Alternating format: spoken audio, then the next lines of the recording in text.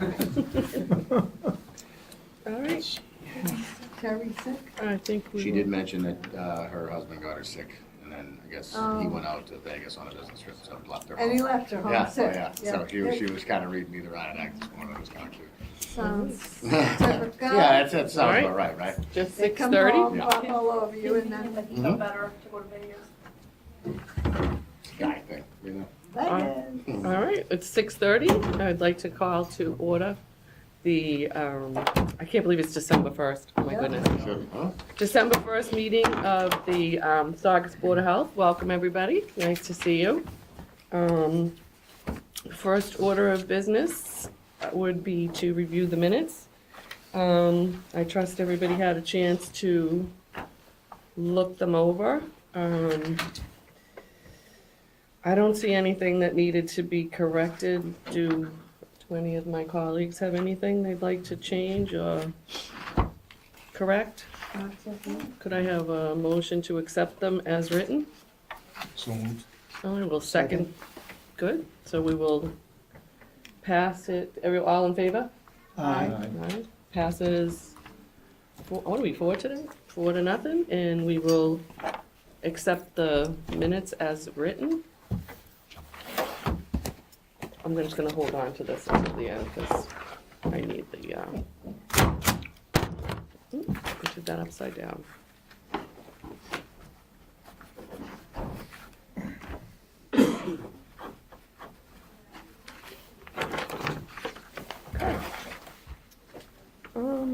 Next order of business is wind waste operational update. Good evening. What's happening, Joe? Joe, thank you for coming. Can you tell Elliot we missed him? That's I will, for sure. Thank you.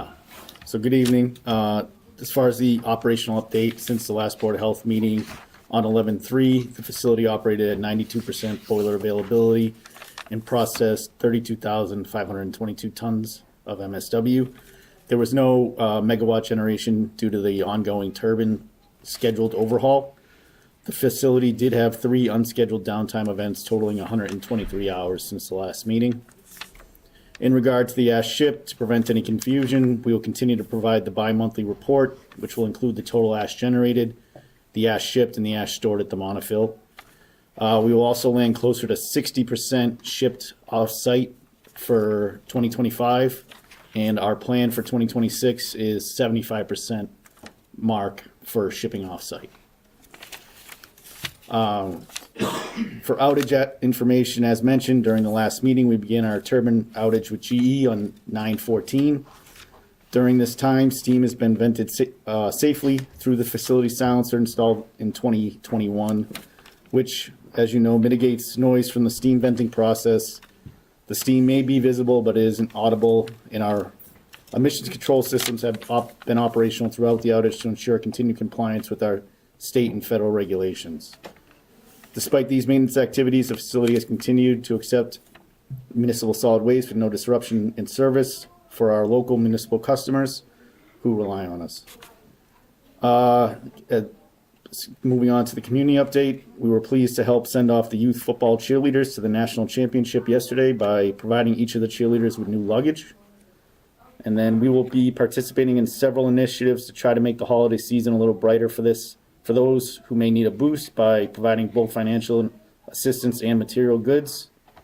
And then I just want to take this opportunity on behalf of Elliot to wish all the board a happy and healthy holiday season. Thank you. Any questions? Joe?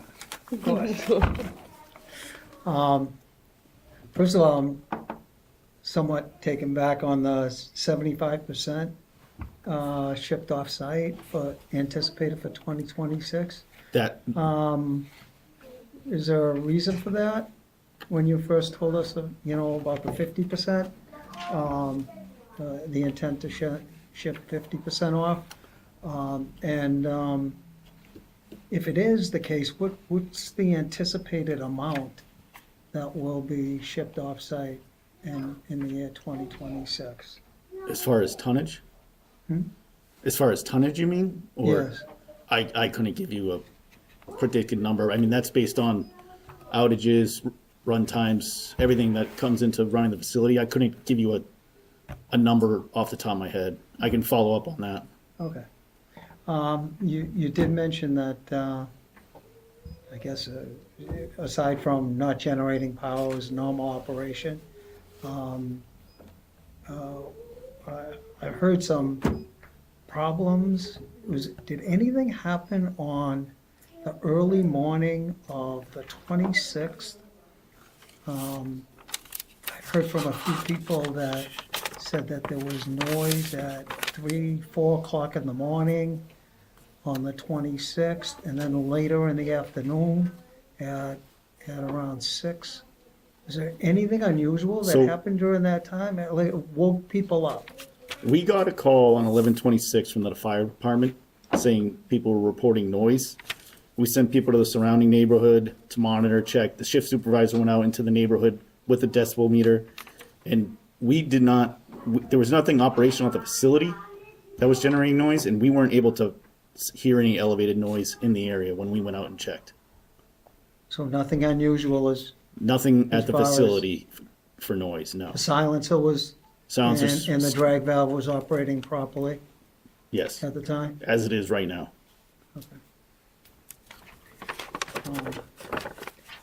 I have some questions on the landfill itself, and I understand if you're not unable to answer them, could you fill us in maybe at the next meeting? But I'm really curious about,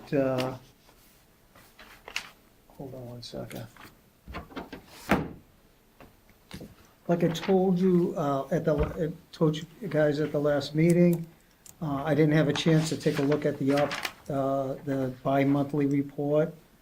So I took a look at it, and there was a paragraph in there that confused me a bit, and I'm hoping that you may be able to straighten it out. So it's my understanding in 2018, the modification to the landfill involved filling and grading of Valley 1 and Valley 2. It was a Phase 1 and a Phase 2 of both Valley 1 and Valley 2. I believe Phase 1 was the upper level, Phase 2 was the lower level. Originally in the permit, it talks about Valley 2 being the first to be filled, Phase 2, the lower level of Valley 2 in early 21, Phase 1, the upper in early 2022.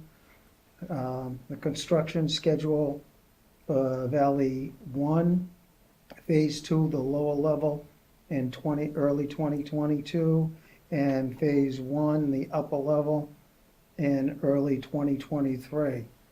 And then it talks about the final cover and in Valley 1 and Valley 2 in 24 and 25.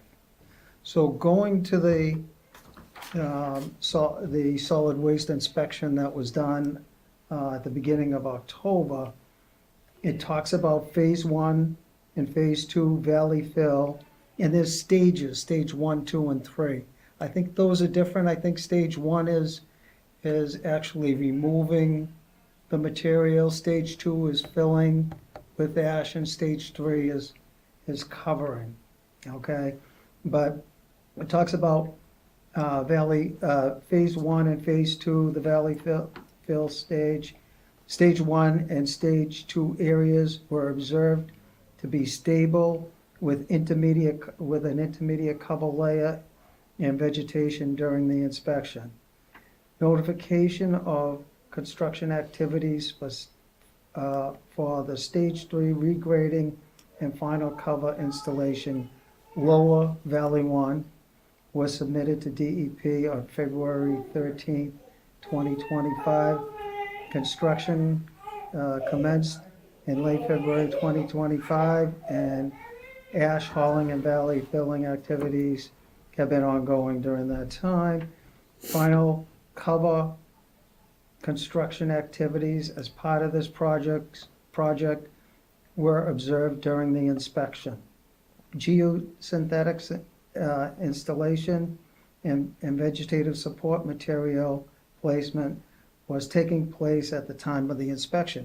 It sounds like by that paragraph that they're doing the final stages, the final stages of cover material, the geofabric, and also the final cover and vegetation. If that's the case, according to the schedule that was in the permit, it seems like all the Valley 1 and Valley 2 should be complete. Is it close to being complete? I'm just trying to get a sense for So the, where we are, what valley we're in, how much space is left. I'm not concerned about the tonnage or anything else, but what area are we in and what's left to be filled?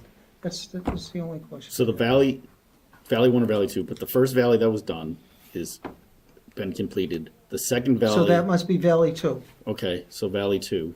Okay, The current valley that has been ongoing construction since February, that lower valley area has been filled, capped, final cover, and is being hydroseeded as of today.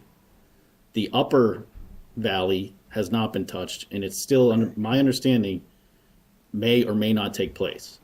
okay, It might not be financially worth it to take all that material off, fill, to only gain that upper area. You're not gaining this, you're gaining like this much, if that makes sense. Mm-hmm. So that project is still up for debate if it's going to occur or not. so are all the other phases, phase 3, 4, and 5, are they all, See, I don't know like phases by memory. Okay, So I could okay. get you a construction breakdown of what's been completed and what's not, but in this meeting right now, I couldn't tell you phase 3, phase 1, Okay. stage 1, this Okay, or I that is understand. done.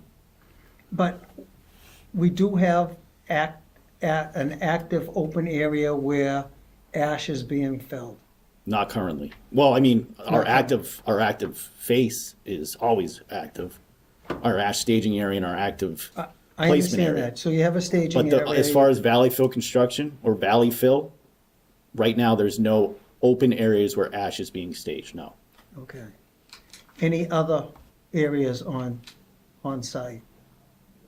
Aside from the staging area, are there any filling areas? at the Yes, our landfill? active fill. Active filling, Right. So when we say we're shipping off 60% or 50%, that other 50% is going to our active fill area. okay. And where is that? Directionally, or how do you want to? In respect to the, It's, so it has nothing to do with the it's two south of valleys. it's south of the ash staging area. okay. Okay, great. Thank you. Any other questions? No, Okay. thank you. Thank you. Thank you. Thanks, Joe. Yes, Can I address the issues that we raised? sure.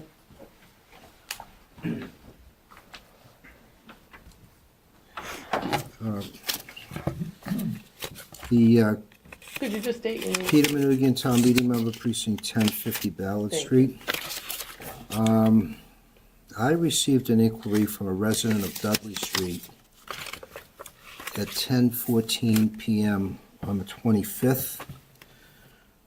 Quote, and this is what she wrote to me: "There's a low rumbling noise driving me crazy. It makes the floors and the furniture vibrate." At 3:41 PM, I heard this. I contacted the police department. It was my understanding that your protocol or previous Board of Health, that they wanted these complaints to go to the police department, and from there they'd go to you. The police department informed me that they go to the fire department. My first question is, did you folks, there were 2 complaints that were called in. Were you folks aware of those calls? So, I mean, we were not made aware of any sort of, active, noise or anything like that. From there. I know that there were, I think there might have been some rumblings about it on Facebook or something like that, but we didn't get any sort of direct So complaints or calls. that's my first question. Is the police department informing you in writing or verbally or however that complaints are coming in about the noise being generated there? I have not received anything from the So- department, no. I would ask that the Board of Health establish a protocol with the police department that you be informed. This is a health issue. This isn't a fire department issue. This isn't a it is a public safety issue in some regards, but when people are saying that a low rumbling noise, and I heard this, and on the other morning, it sounded like a steam locomotive was chugging every so often. This project reportedly was supposed to be completed on November 18th. That's what you were told last time. And there's something, why isn't it done? In terms of them going out in the neighborhood, I appreciate that. But, why are we relying on them to police themselves? There needs to be town meeting passed a bylaw that the Attorney General upheld in spite of their legal opposition. That bylaw is in effect. We need to utilize that bylaw to protect the people of East Saugus and the rest of the community. This is a chronic issue. This noise, they may find it acceptable, but the people that I represent, and I hear it and I can see it, it's not acceptable that this is ongoing.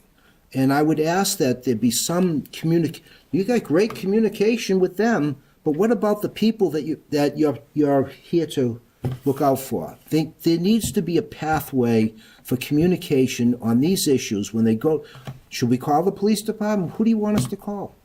Should we call you? So I have a question. What is this bylaw you said that passed and was upheld by? A nuisance What does it bylaw. The nuisance. Yeah, the nuisance bylaw, Yeah, yes. Yeah, there's a nuisance bylaw, and I would ask that, you refresh yourself on it, take a look at it, and, maybe there needs to be a show cause hearing. Which leads me to my next point. Tech Environmental, you just entered into a new contract with them. Is it for 1 year or 3 years? That's typically a one-year contract. It's a 1 year contract. Do they write they're hired by them, they're paid for, you hire We them, hire they them. pay for They it. pay for it, They send the report to them and to you. to us. Is there any way that you can participate in the scope of work before you renew that contract? Because I think, We've typically gotten other bids for the work that Tech Environmental does. And we honestly haven't been satisfied with any other company that does this. It's difficult to, I understand where you're coming from, that Wynn pays Tech Environmental. But that was what we came up with. I mean, the town doesn't want to pay for it. It's very expensive to have that. There is a policing that goes on, a policing if you want to say, but it is a secondary way that we can, have an outside person look at it. Tech Environmental has been, correct me if I'm wrong. Oh, yeah, I mean- They've been very Yeah. good in the past. I think what in Joe, I'm sorry. We've had the same sort of issue for years. I mean, and I've been very open and honest, and so has the director. The plant is antiquated. I mean, I'm not mincing words here. And, they've done a lot of repairs and they've tried to bring it up to date and, it's just not. And that's been my, one of my biggest things and no, I appreciate we just continue to put Band-Aids on it. We can't make them build us a new plant. but Now, you could as far ask them, as- why wasn't it done on the 18th? Why is this ongoing? When he gives the Well, report. that's a good question. Things just, what I would say is that, maybe that something delays the the work that's being done. I don't know. But don't you think that's worthy of your role to ask them these questions? Like you said to us at our last meeting, this was going to be done on November 18th. It's not done. What's going on? Is that unreasonable to ask? Well, Peter, I think that we're certainly going through the data that we're being presented with. Yeah. You know, I mean, you know, you can hear, you know, when we're asking, you know, the plant manager and what have you, you know, what some of the data, you know, constitutes, you know, I think we as a, well, myself as the director, but the board is, you know, conducting its own due diligence as well, you know, I mean, and I've asked on several occasions for folks to make sure they're calling us directly, you know, I mean, I don't know whether Mr. Well, what's the phone number we can call? I mean, is there a Our phone number is hotline? that my cell phone is listed right on the And I website. understand, and I understand. At 10 o'clock at night, you well, I expect understand- to- Excuse me? 10 o'clock at night you'd want to call? People feel free to call you at 10 Yeah, o'clock. yeah, at they night. sure, they text me, yeah. Well, yeah, I mean, so.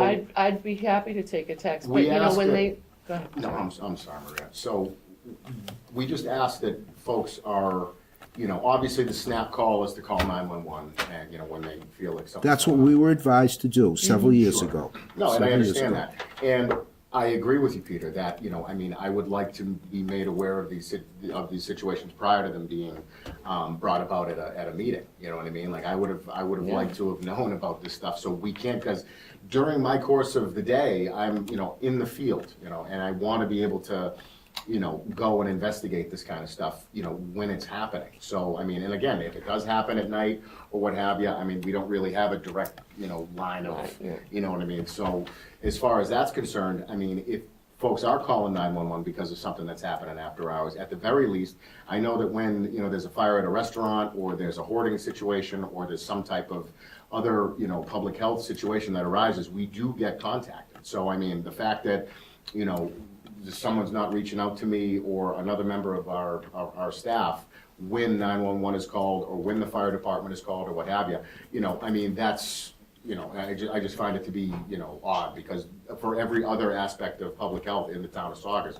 we are getting all of these notifications after hours. So if that is something that needs to be talked about with public safety, we'll certainly make sure that they get. Yeah, I would appreciate, and I don't expect an answer now, but can we come up with a reasonable protocol so that you folks can be made aware in the interim before your next meeting about these issues? Because, you know, you know, it's an ongoing chronic issue that there may be a silencer there, and it may not be hitting the other part of Saugus, but it is annoying to the people of East Saugus. And I can give you this woman's number, and you can talk to Oh, her if you you know, want. and we sympathize with them, and, you know, when Joe talked to, earlier, and it was addressed. It was addressed about the 26th. Now, I didn't hear about the 25th, but Joe knew about the 26th, the 5th, 26th, we talked about it. They went out and tried to investigate it, it wasn't coming from Well, the facility. we need you or your representative to investigate.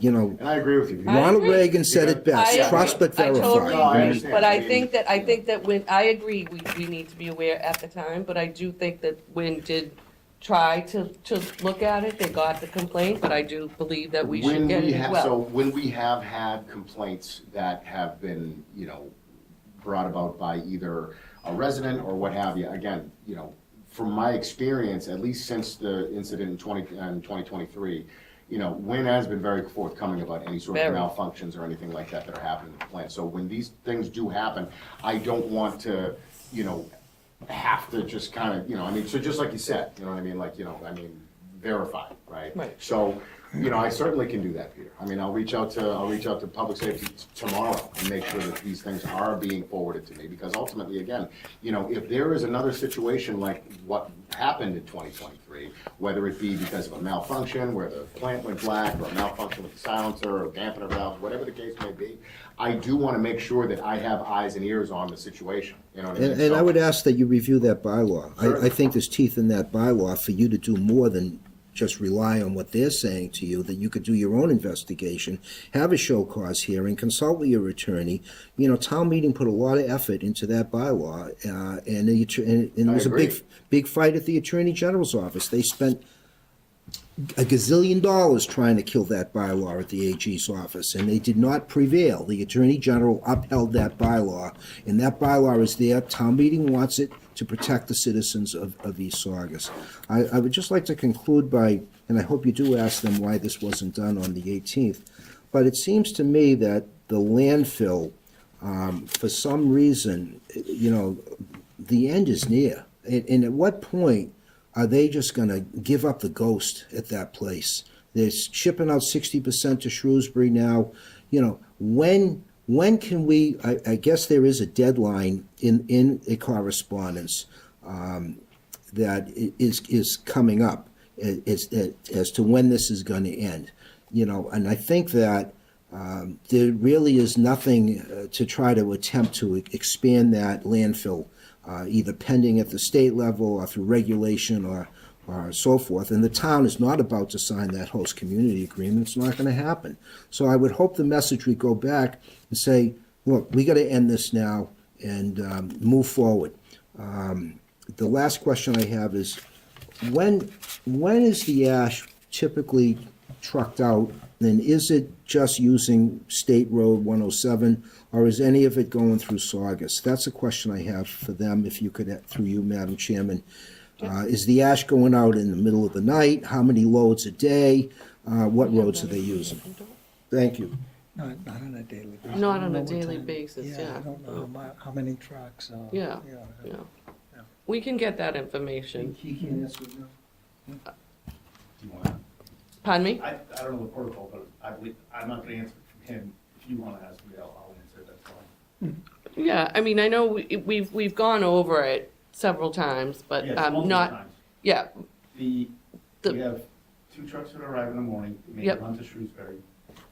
They then come back to Saugus and make another run. If there's time, depending on traffic, load times, wait times, they'll Yeah. make a third run, Yeah. all during the day, all using State State Route 107, yeah. It's been observed by Mass DEP. Yeah. There's no ash trucks going through Saugus, and there'd be no need to go through Saugus. Right. There's no, So 2 trucks 3 times a day? Is that- Usually it's only twice a day. If you can, you Very get the able. third time in. But it's always 2 trucks twice a day. yes. And every night or it's during? It's work hours? always during the day from when you first started, and still The monofil's only staffed. during the day. Yep. And then if there's time for a third run, they do that. But from the beginning, they've only ever done State Road 107. Madam Chair, can I Yes. ask a question? Do we have a time frame on when the turbine repair or tuning or whatever is gonna be complete? The turbine is back on site, and they're doing their final stages of getting everything back assembled, rotating their checks, and it was potentially today. I don't wanna say it's gonna be tonight, but Okay. it is imminent that it's gonna be Okay. back. And is there a reason for the delay? I'm sure you're used to construction projects. There was a thorough investigation done by GE. It took longer than expected, and that was what caused the delay. Thank you. Were you ever Thank you. notified of the delay? Not honestly, not specifically notified that there was a delay with the project.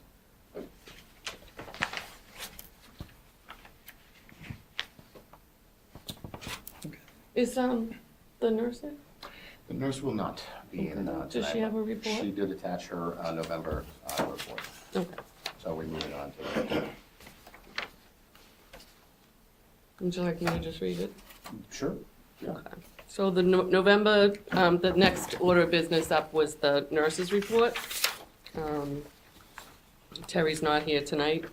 Looks like there was 10 cases of flu, 12 cases of coronavirus. And again, as she tells us, that's just the ones that go to the doctor or the clinics. There's 1 case of tuberculosis. There were 7 foodborne illness complaints, 4 cases of hepatitis C, 3 cases of Hep B, 2 Lyme cases, and 1 case of pertussis or whooping cough. There is additional information on pertussis, otherwise known as whooping cough. This is the time that we have to look out for the whooping cough. Most people are vaccinated for whooping cough, and it's the DTAP. It's most often given to children, but they can't get it until 2 months of age, so a lot of times we recommend that all people have a updated TDAP, and that's like the grandparents, the moms and dads, aunts and uncles, or older children, because the baby cannot be protected until 2 months of age. The shots are given at 2 months, 4 months, 6 months, 15 to 18 months, and then 4 to 6 years, and then there's a schedule for boosters. In Louisiana, they have had their worst pertussis outbreak in 35 years, and is now seeing an outbreak in Kentucky, where 3 infants have died. So it's really important, these vaccines. And vaccine hesitancy is really going wild. I was fortunate enough to attend a vaccine conference, and all the experts in Massachusetts are really, really encouraging vaccines to be up to date. Massachusetts, we're very fortunate that the Department of Public Health in Mass is not changing any of the requirements for school-age children, and still encouraging people to get flu shots, vaccine shots. All your insurances in Massachusetts are still covering them.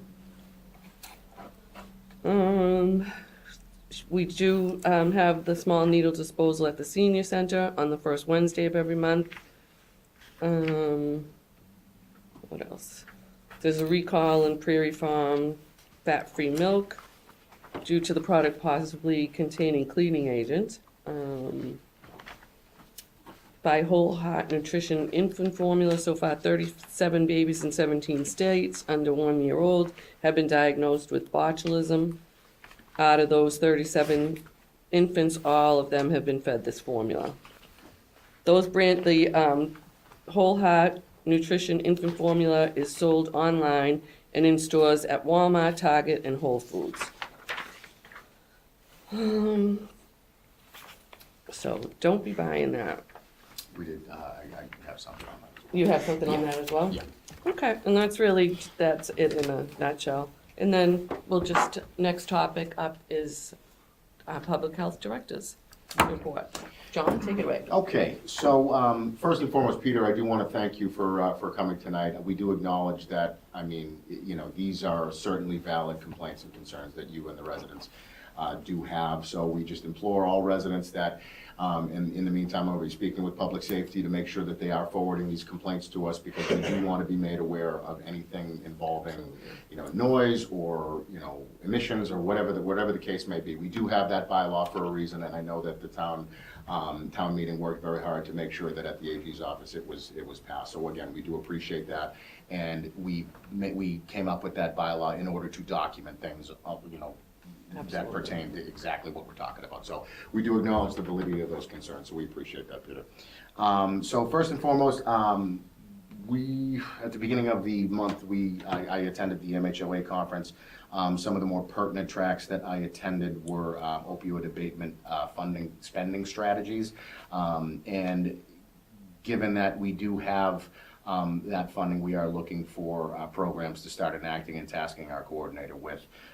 We did meet with the Healthy Streets program in Lynn a couple of weeks ago to discuss some of that kind of baseline community autonomous programming that we're looking for.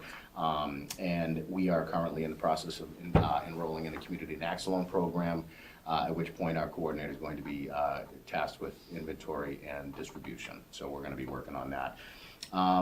We did have a situation regarding grease at the new Raising Cane's restaurant. Our pilot program for inspection of grease traps has been a pretty big success as far as I'm concerned. I mean, we've been going out to these places and getting, eyes on these traps as they're opened up in service, and we've been able to really identify a lot of glaring problems with a lot of the different, facilities around. But in this particular case, where the restaurant had kind of a little bit of controversy as it opened up, due to the fact that we did have a pretty severe blockage over at the Nickley property where US 1 Grill House and Raising Cane's are connected to.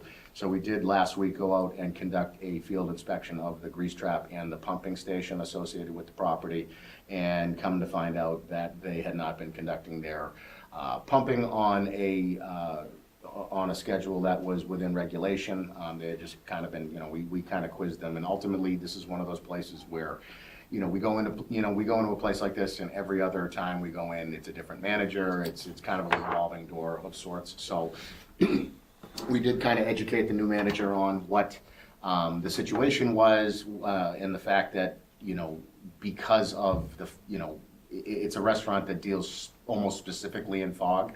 And so, given the kind of glare of the glaring things inside the restaurant as well, we wanted to make sure that these are kind of things that aren't going to be contributing to any kind of major backups moving forward. So we do have another inspection scheduled tomorrow at the site, where we're going to be witnessing them pump and clean the exterior grease trap, as well as pump and clean the pumping station, because when we went out before, the pumping station was essentially acting as a secondary grease trap because there was major infiltration, and we were going to see equipment fouling and things like that. So before we get into a situation where everything's damaged over there because of just the buildup of grease in a second, basically. Remind me, was that the one that you had a hard time locating? Yeah, so we were Okay. trying to figure that out from it was one of those, it was a private sewer Yes, system that we yes, ended up having to, okay. yeah. So, where Raising Cane's, like I said, is connected to that private sewer system that had all the controversy Right. with it, we're just trying to make sure that, nothing happens again. So we do have another, inspection scheduled tomorrow to make sure that everything is serviced and otherwise cleaned back to 100%. In keeping with the grease issues, at the proposed Continental site, we're running into a plan review issue where we have discovered there to be damage to the sewer system on the site due to grease infiltration. Come to find out, initially what we had thought was that the trap on site, where it was older and it was a cast concrete tank, we were thinking that it was kind of smaller than regulation, and where Continental had been there for however long it was, we were under the impression that it was smaller than reg. Turns out that it's 5 times as big as a minimum regulation. Oh. So it's a 5,000 gallon tank over there. And what we're doing is now, prior to any further approvals for sewer upgrades or anything like that, we're verifying that the grease trap is updated. So I know that typically what happens with older tanks is they have cast iron baffles and things like that, and they're prone to cracking, prone to kind of degradation over time. So what we're having them do is upgrade the internals of the trap, as well as scale the inside to kind of bring that back to 100% prior to them being approved to do any sort of other sewer overhauls over there. We're still waiting on their plan review as well, but initially they had said they wanted to open up in a couple of months. I don't believe that to be a reasonable timeline, but we'll see how they do. They have been working pretty hard at getting that squared away. So we'll see. Moving on to Square One Mall. So since we intervened with the operations manager and kind of the district with Simon Properties, there has been a positive improvement as far as trash and the general policing of the property.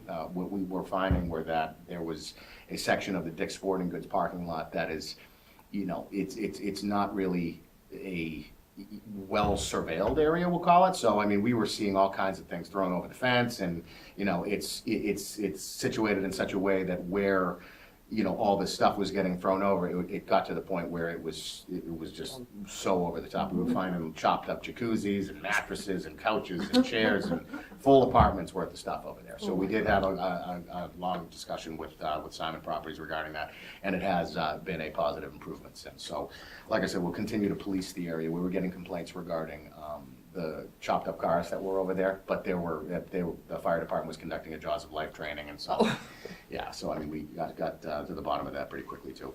Keeping with Square One Mall, so we have approved the plan review for Dolcetta, which is a kiosk that's going to be specializing in chocolate dipped fruit. They're going to be submitting their plan, their actual food permit establishment application to us.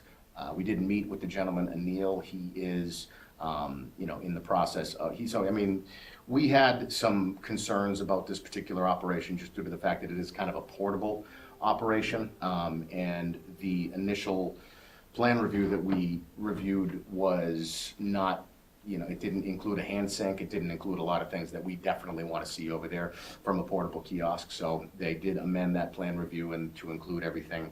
And we wanted to make sure all of our T's and our I's are dotted, T's are crossed, just because the town of Saugus as well as the town of Burlington will be the first two permits that are issued within the state of Massachusetts.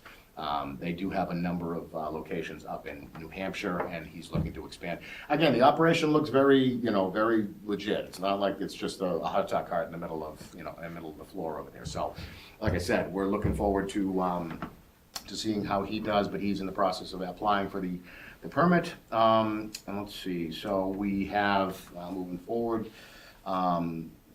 as you know, Madam Chair, and I believe the rest of the board knows, so the EPA air monitor was installed down at the Bristow Street location, and it has been begun broadcasting data on a daily basis. We are going to be posting that information to the website, but it's also available via EPA Now, which is an iPhone and Android app that residents are more than welcome to download and compile the data for themselves as well. Again, like we talked about before, it is a regulatory grade, which is one of the buzzwords that Sean had been using, a regulatory grade piece of equipment. So the data that is compiled via this particular monitor is going to be more accurate and more apt to be used in any sort of enforcement actions or anything like that. So, like I said, we're looking forward to watching that data as it compiles. We do have a couple of updates regarding rodent activity in town. So as I mentioned a couple of meetings ago, we launched a pilot program that is a pesticide-free program, and we dubbed it the Sentinel program due to the fact that we're using these things called Sentinel boxes down at the Cliftondale area. We thought it best to be in that area of town due to the fact that we do have a, kind of a heightened complaint, concentration in that area. So we have been getting daily updates from all of our, and that's kind of the beauty of these boxes, is that they give us real-time updates on their kill rate, and it doesn't, there's no residual activity after the fact. So I know we had spoken about like the ZAP boxes Yeah. and things like that, but What are these, how do these? so basically it's like a bolt kill. It's got like a little CO2 cartridge on it, and it's, essentially like a No Country for Old Men, you know what I mean? So it's like a, so yeah, but like I said, we've been seeing a lot of positive data in terms of that. I mean, we're slowly watching all of these locations that we have set up slowly start to report less and less. I mean, when we first put everything down there, we were getting a lot of updates on a daily basis, and now it's down to a couple a week. You know what I mean? So we have seen some very positive results due to these to this first pilot. And as far as this program is concerned, I don't see us stopping this program, only going to be expanding this program. So we'll be looking, over the course of the next couple of months, probably after the winter, to just see, where the other concentrations are in terms of where rodents are being spotted, where they're being reported, where infestations are being found, and we're going to be, placing everything on town property surrounding these concentrations in efforts to kind of keep, the populations down. And ultimately, depending on how the winter goes, I know that we were in a critical drought, level 3 critical drought at the end of the warm season, and so we're hoping that the winter, kind of resets the clock as far as the water table is concerned. And then, as I mentioned before, the baby formula, the ByHeart infant formula recall we conducted on the 20th of November. So we went down to Target and Walmart and made sure that any manifests regarding having any of that stuff on their shelves was either removed or already had been removed. So Saugus is in the clear as far as that's concerned. Thank you. And then as far as the other stuff, right now, we're just, at year's end, right? So we're doing our permit renewals, and we're compiling kind of all the totals for the year, as well as all the fine totals for the year. I will say that we have had a year of record-breaking fines, if I, so I mean. That good or bad? I don't know, and that's the thing. I mean, I want to say that's kind of a double-edged sword, but we Right. have taken in a lot of money as far as fines and citations are concerned in 2025. So that could be a positive thing in terms of cracking down on a couple of things, Right. but we want to make sure that folks are, again, doing the right thing. So it's meant to be a punitive thing, But other than that, like I said, I am going to be reaching out to the public safety department this week just to make sure that that protocol is set in stone, and just going to be keeping on. But that is all I have for you, Madam Chair. Sean, Madam Chair, Yes. can we revise the protocol so that the call goes to either a answering machine that the Board of Health has? I mean, I don't expect people, you folks to take a call at 10, 15 at night or 3 in the morning, but we just want to make sure that the right people, you folks, get the message. And I can understand the police department, how do they see this as a public safety thing? This is a Board of Health thing, this is your bailiwick. Can we consider a way to Absolutely. people contact you folks directly either through an answering machine or some text message or some other communication format, like see-click fix or something like that? There's gotta be a better way than to have go through a dispatcher who goes through the fire department, who reports back to the police, and that maybe you'll get the message. No, I think it has to be a more direct, I think Yes. you're right. I think it has to be a direct. No, I certainly agree with that as well. Because it So, I mean, gets we can- lost. It's like playing telephone. Right. So we will definitely, Definitely. John, we'll be in touch. Mhm, 100%. We definitely need to, I think people would appreciate that. absolutely, no, and I echo John's sentiments. And, I also want to say, we have had, we have to think about how much less, I'm saying that my English is not proper, but we have had less disturbances as of late, and we've had much better communication. So I'd like to keep that, and I'd like to, keep the lines of communication open, and I'd like to be able to, be the first Oh, certainly. and I mean, be able again, to work things there's out. a reason and- why we passed the bylaw in the first place, Right. is so we can, Right, in fact, and I document think that, and I think that get it we're, and I get it, this has been going on for the residents of East Saugus for years, and it is a real thorn in your side. And, since I've been on the board, we have tried to have, a good relationship and not a, a fist to blows, relationship. And we're Constructive trying, versus adversarial. right, that's a great word. Not adversarial, and that's where, I think we can do the best, is not adversarial, and we're gonna continue that sort of relationship.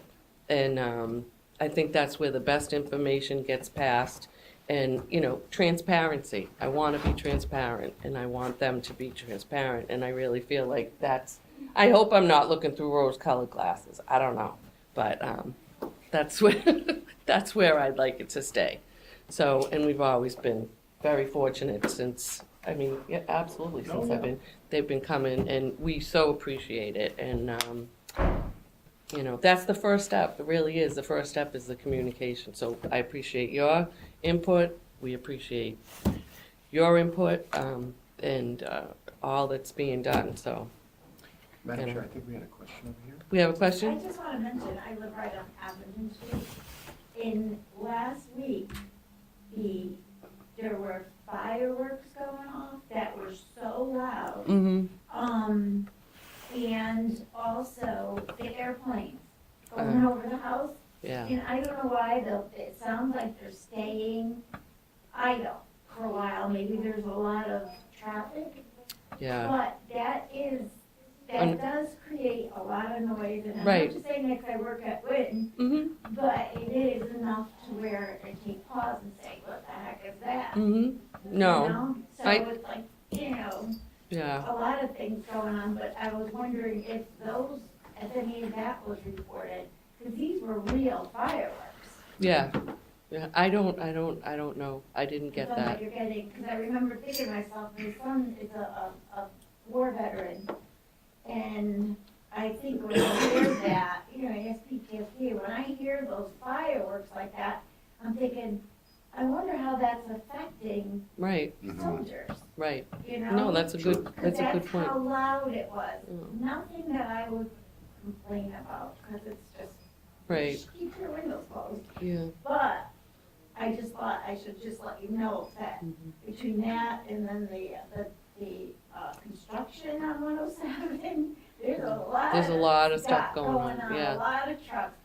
I work on, I do the gift baskets that we donate, and I work on them in our landfill trailer. And I hear noises when I'm out there, and it's the truck, it's Yeah. the traffic. Mhm. But it's loud. Some of them, they're idling Yeah, because of all the traffic on 107. And some of those trucks are, what the heck? You know, Yeah. what kind of motor's on that truck? mhm, So it is a lot going on. mhm. No, that's true. I mean, it's a super busy area, and I mean, between the GE plant and Wynn, and then, yeah, the construction with the bridge on 107, plus that is obviously well-traveled road on any given day. And it's horrendous, the way You know, the so, I traffic mean, so patterns- that's certainly something we take into account. I know that there's been a lot of studies and you know, I mean, as far as the constant, the ambient Yeah, levels, you know what I mean? yeah. So that's one of those things that, you know, these events that happen, it turns into, all right, well, does that affect those averages? Does it not? You know what I mean? So it's you know, I mean, it's certainly way more scientific, you know, as far as, you know, long-term, you know, studies or what have you. So, I mean, as far as the fireworks and what have you, I I'm mean, just saying, there's a lot. oh, sure, I mean, there's, you know, I mean, there you go. I know everybody. goes Everything, to all everything, sorts, anything yeah. that makes noise contributes to noise Right, pollution. right, exactly. You know what I mean? So And- it's, yeah. and, you know, and Yeah, I I get understand. it, but I'm just letting you know, there was a lot of activity last week. Joe, did you have something? Yeah, I just wanted to mention, I think, I want to thank Peter for coming also, and, but I think he brings up a good point, that we should put something in writing, because I often hear from folks, and I tell them, if you hear something, call the Board of Health, Right. okay?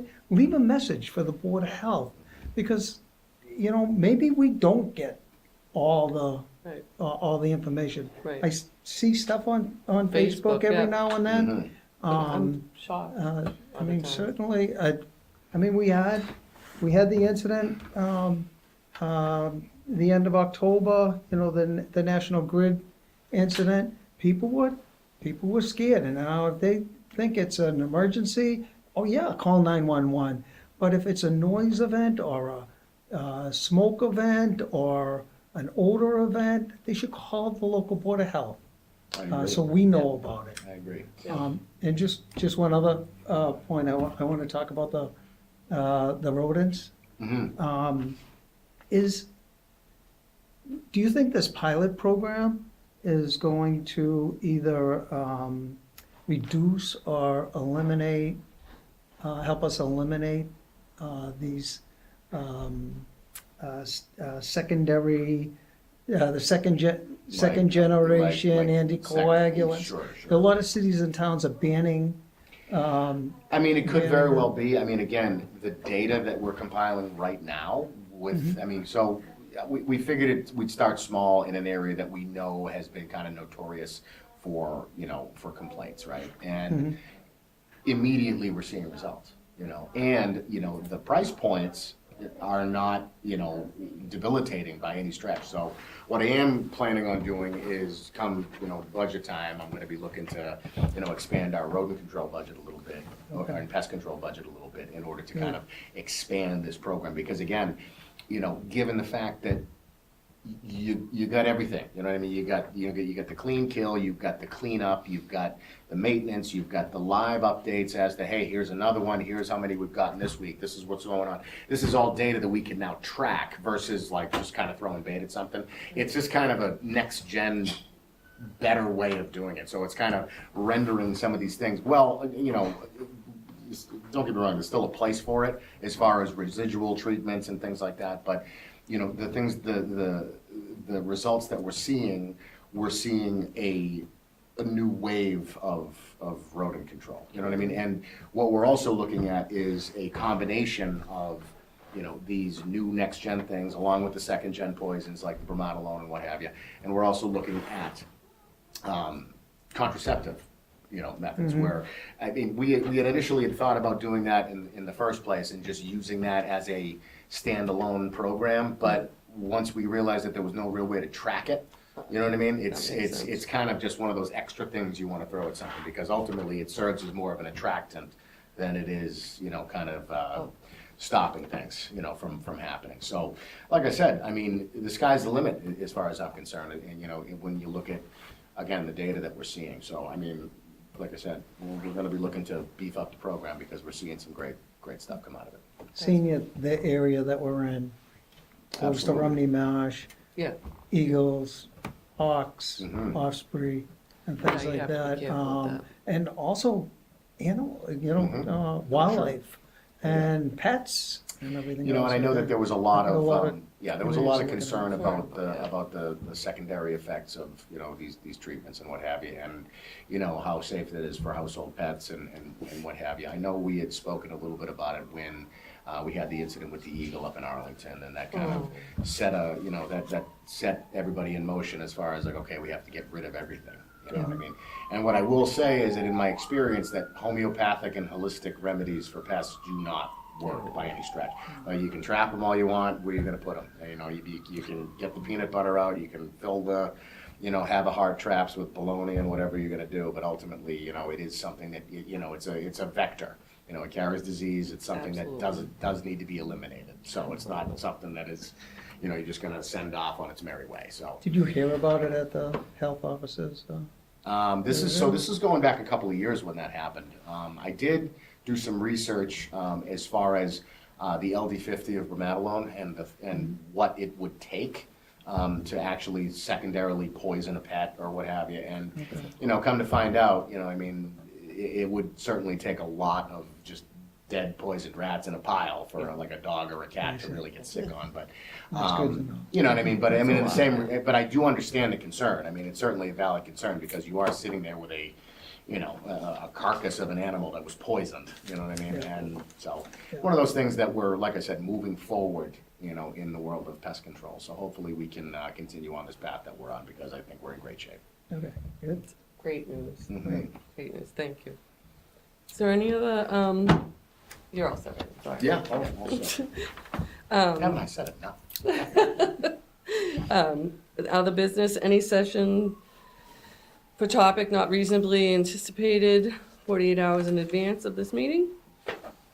Anyone? No? Okay. And a general update, I think you covered it? Yeah, you're good, you're good. I try to do that every month. Yeah, you're good. Well, when is that? January meeting? So this concludes the broadcast day for the year of 2025. Oh, that's right, this is our last Yes. 2025. Our next scheduled meeting will be on the 5th of January, 2026. 2026. 5th The 5th. of January. Okay, well, this is a great year. 2026. Thank you all for being here and for watching. Happy holidays. Happy holidays from all of us, and happy healthy holidays Healthy from the holidays. Board of Health. We're here at the Every- Saugus Board of Health. Yes, from the Saugus Board of Health. Everybody be safe, enjoy. And we will see you next year on January 5th. Motion to adjourn. So moved. Second, all in favor? Aye. Aye. Aye. And that's it, folks. Wrap up the year.